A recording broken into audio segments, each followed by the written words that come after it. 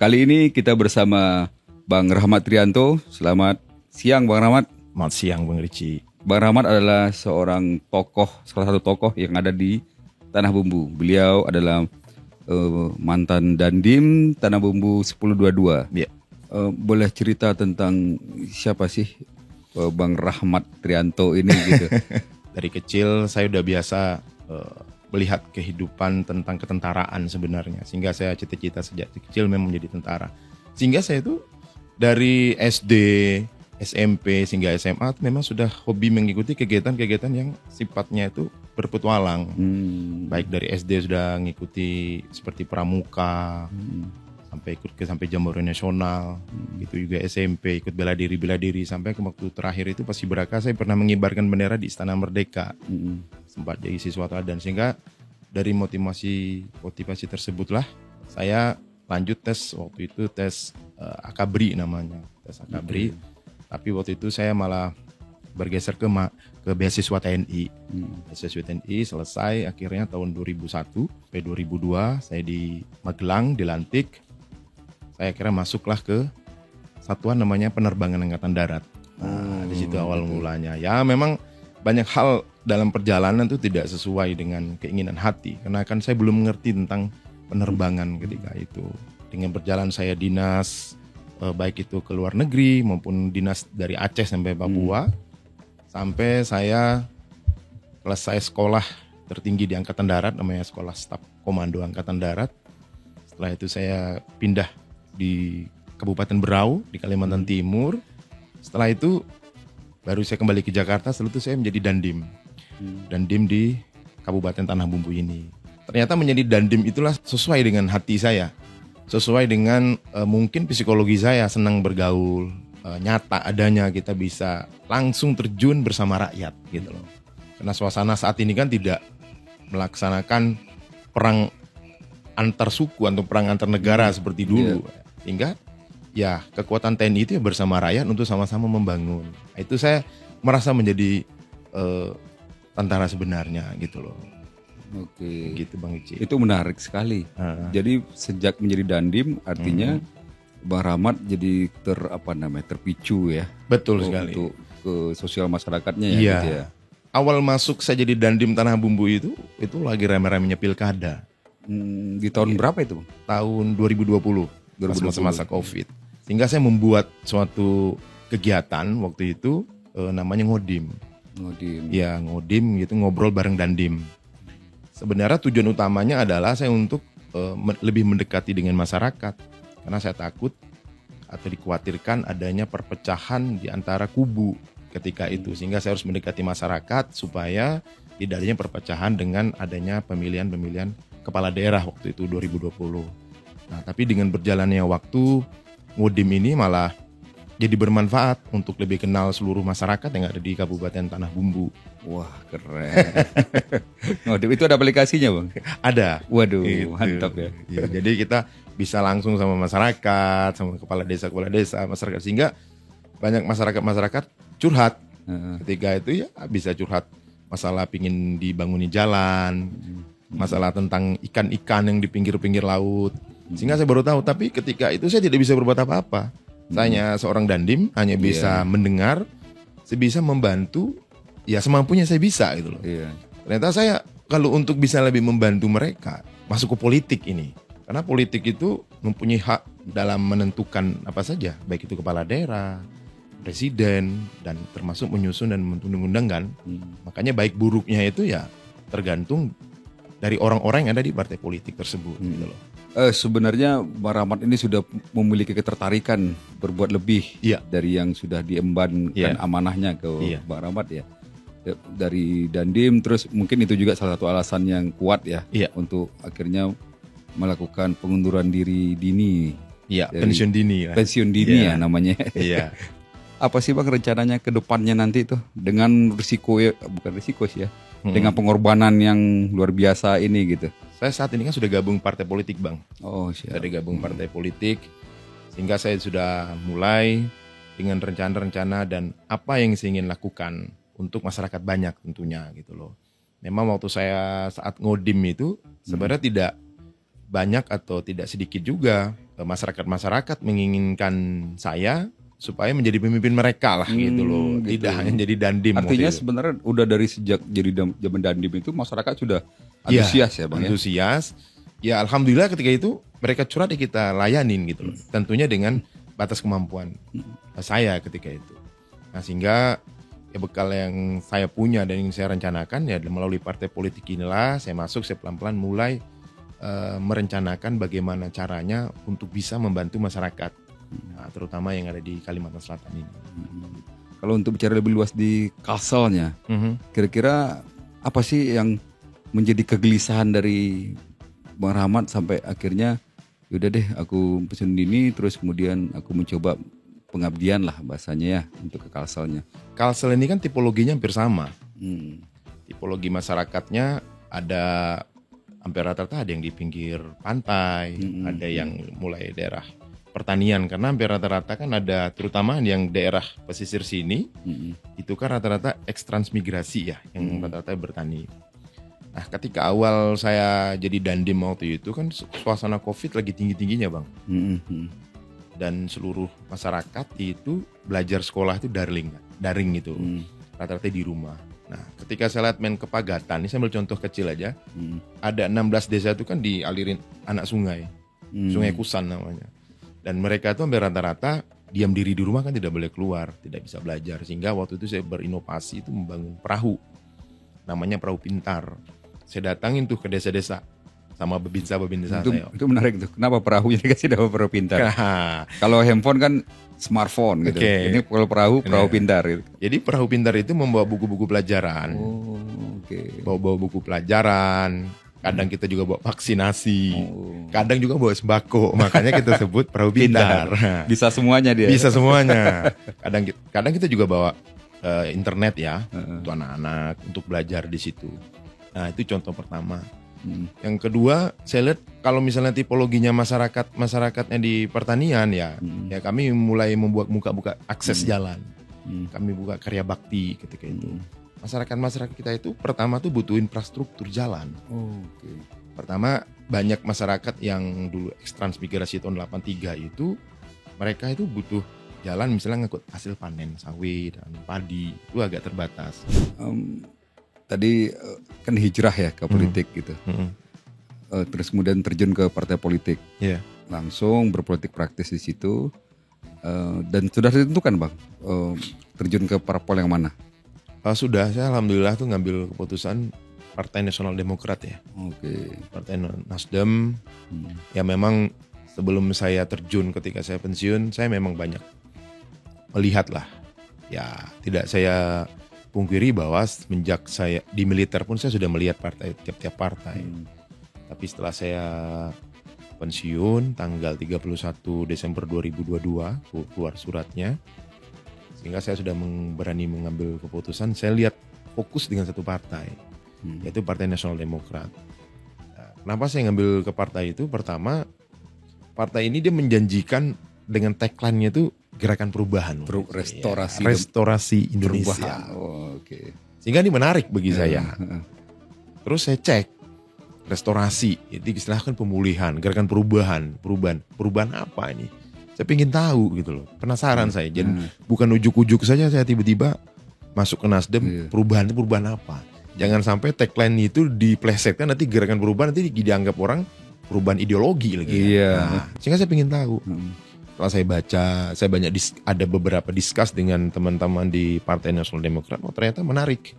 Jadi mereka ingin suatu gerakan perubahan, yaitu restorasi Indonesia itu. Dengan untuk mewujudkan itu, kalau saya lihat tidak bisanya tagline.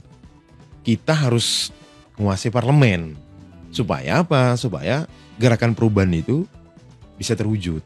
Apa misalnya? Untuk merubah, tadi saya katakan partai politik bisa merubah untuk menyusun undang-undang yang baru untuk kebijakan yang lebih baik lagi untuk kemajuan Indonesia.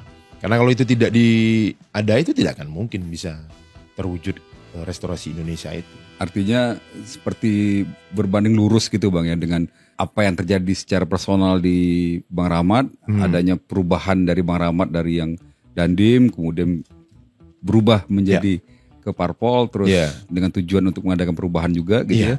di Nasdem itu terakomodir dengan baik ya. Betul. Karena bagi saya kalau kita hanya begitu-begitu aja, saya rasa tidak akan pernah maju gitu loh. Sehingga saya ingin lihat sesuatu yang ada terobosan atau inovasi atau istilah kata kita tuh out of the box lah, untuk yang lebih hebat daripada hebat gitu loh. Bukan berarti sekarang tidak hebat, sekarang sudah hebat, kita harus lebih hebat lagi, lebih baik lagi. Iya, lebih baik. Sehingga tidak hanya sesuatu hal yang peraturan atau undang-undang itu saja, ya pingin ada suatu terobosan-terobosan. Nah, saya lihat itu di Partai Nasdem tuh banyak keinginan perubahan untuk bersaing sama dengan negara-negara lain dengan tagline itu. Dengan waktu itu saya sudah pernah mengikuti orientasi juga di Partai Nasional Demokrat di Jakarta waktu itu sangat menarik. Nah, dari sisi keluarga, gitu Bang. Dari sisi keluarga tentunya Abang udah berpuluh tahun ya di TNI gitu. Dari sisi keluarga artinya dari istri, dari saudara-saudara yang lain gitu, atau yang paling kita hormati orang tua gitu. Kira-kira seperti apa Bang tanggapannya saat Bang Rahmat mengajukan pensiun dini? Pada awalnya istri saya memang tidak setuju ya. Karena istri saya sukanya sama saya, mungkin karena saya tentaranya mungkin. Dia tidak setuju gitu. Itu cintanya karena abang ini tentara. Karena saya tentara. Yang kedua, mungkin dia biasa melihat sosok bapaknya tentara juga. Yang hidup yang penuh aturan, disiplin, harus begini-begini, sehingga dia naksir saya mungkin ketika itu juga tentara mungkin. Jadi sehingga ketika saya berbincang-bincang sama istri saya sebenarnya tidak setuju. Terus setelah jadi tentara mau ngapain? Alhamdulillahnya saya sudah, kalau di Angkatan Darat itu ada namanya SESCO, Sekolah Staf dan Komando. Itu adalah sekolah tertinggi di Angkatan Darat lah, di Angkatan maksudnya. Sehingga, dan saya sudah alami itu dan pertama juga sih. Di Angkatan saya SESCO pertama dan pertama juga menjadi Dandim. Sehingga teman-teman juga banyak menyayangkan gitu. Saya menyayangkan kenapa harus keluar. Tapi lagi-lagi itulah pilihan hidup Bang Ricci ya. Mikirnya kan Abang 15 tahun lagi berkarir, terus di politik kan per 5 tahun gitu. Habis 5 tahun kamu mau ngapain kata dia. Iya betul. Ada pertanyaan gitu gak Bang? Itu pertanyaan yang banyak lah hal seperti itu. Ya saya selalu bilang ya, kalau saya selalu berpikir gitu ya, saya tidak akan melangkah-melangkah, saya katakan. Saya tidak akan maju-maju.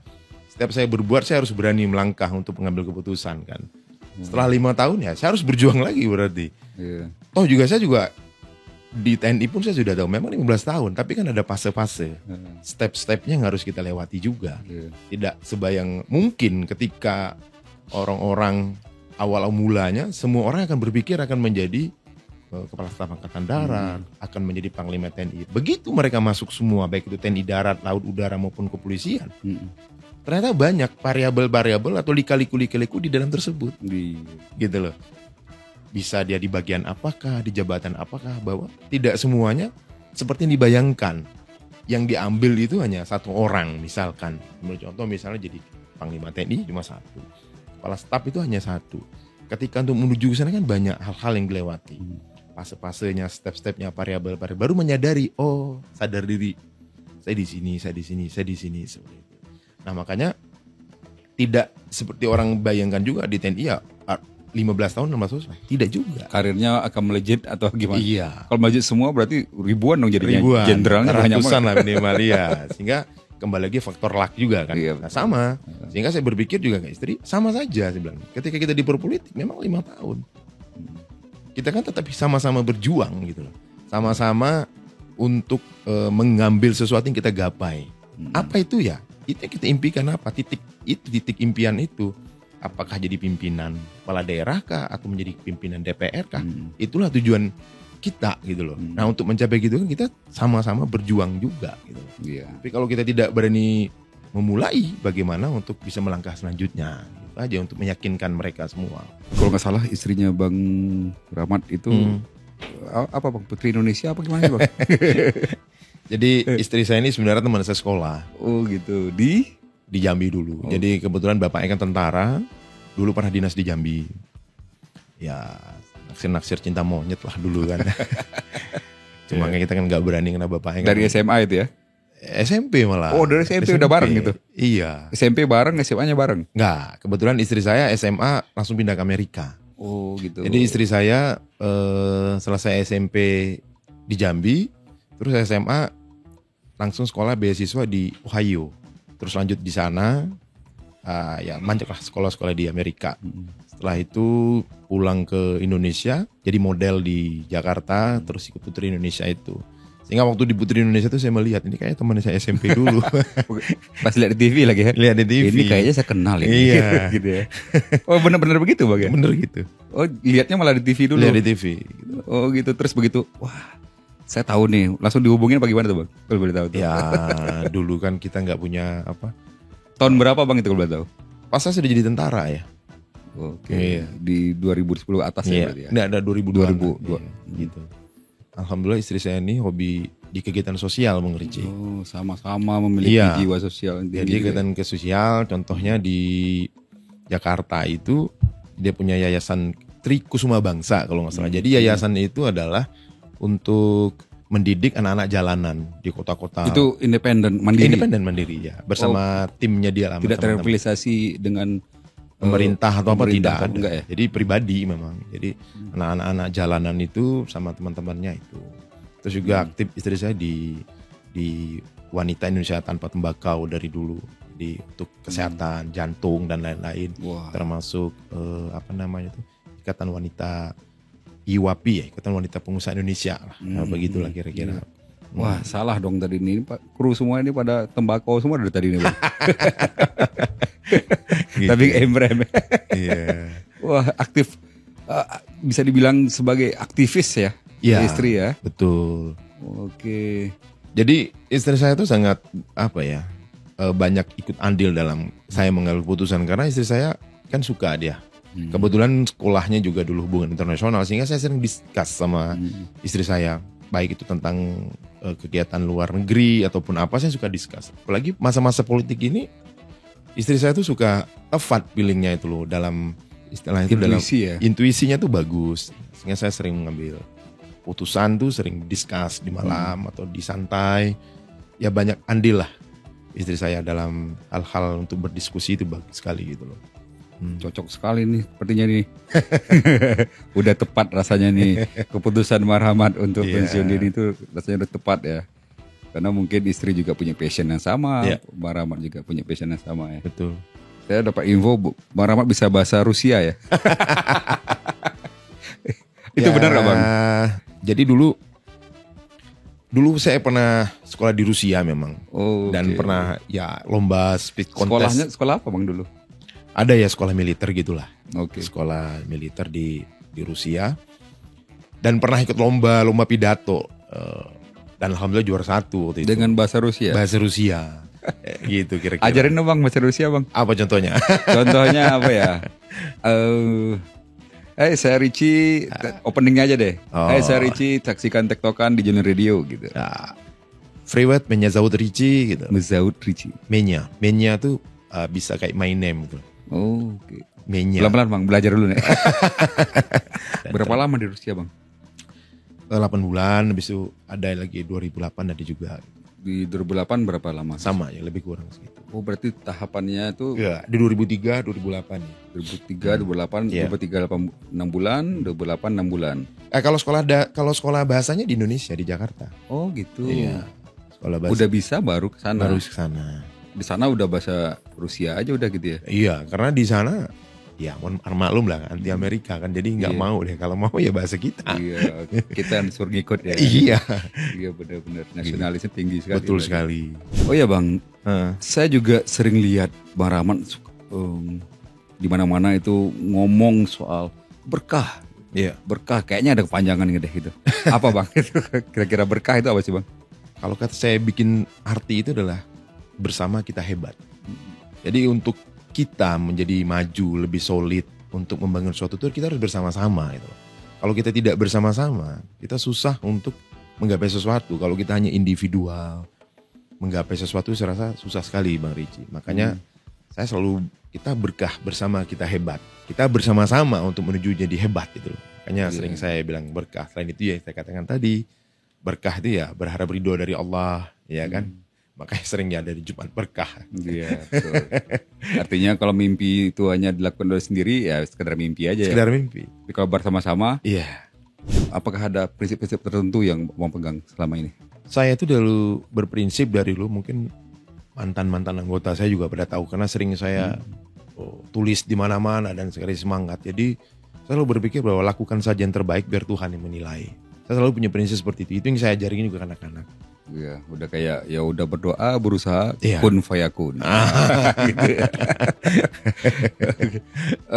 Terakhir Bang, kira-kira apa selain dari terjun ke politik, selain dari pengabdian di politik nanti, apa mimpi dari Bang Rahmat yang mau diwujudkan lagi? Harapannya akan seperti apa gitu? Saya rasa nggak muluk-muluk ya Bang ya, karena siapa sih nggak tidak ingin lihat orang tua, istri dan anak-anak bahagia semua. Makanya mimpi saya ya melihat mereka tersenyum lah sampai akhir hayat semuanya, tersenyum kebahagiaan lah. Yaitu bapak saya sudah meninggal, sudah melihat ya insya Allah tersenyum melihat saya sudah. Ketika bapak saya meninggal, saya pas sekolah di Sesko Angkatan Darat. Saya harap juga ya, saya nggak tahu siapa saya dulu atau mama saya atau istri saya dulu. Sehingga di akhirnya dia lihat kebahagiaan di saya. Sehingga saya ingin menunjukkan yang terbaik. Saat ini saya di politik, saya ingin melihatkan kepada harapan saya adalah melihat mereka sampai akhirnya tersenyum bahagia.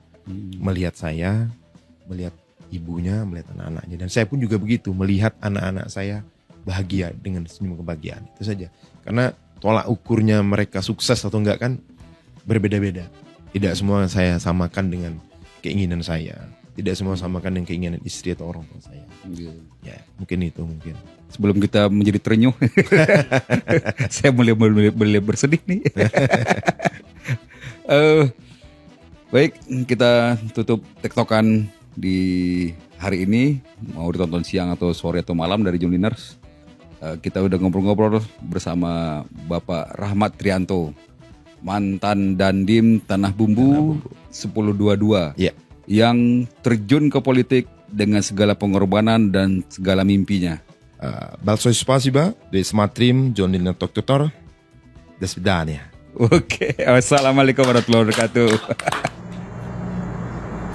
Tekokers, ada ide nggak kita bakal ngobrol dengan siapa di episode selanjutnya? Kasih tahu kami, komen di bawah ini. Sampai ketemu.